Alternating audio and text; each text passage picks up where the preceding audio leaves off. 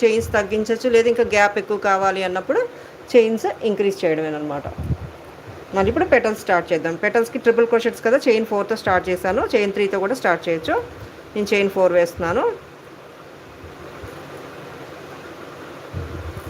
మళ్ళీ ఒకసారి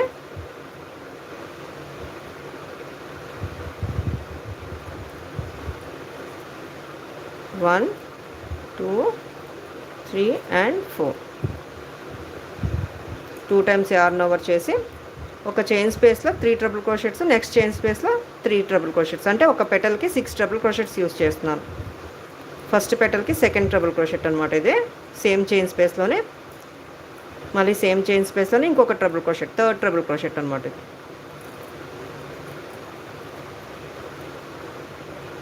మళ్ళీ నెక్స్ట్ చైన్ స్పేస్లో 3 triple crochets, 6th triple crochet వచ్చేసరికి చైన్ 4 వేసి స్లిప్ స్టిచ్తో ఎండ్ చేసేయడమే.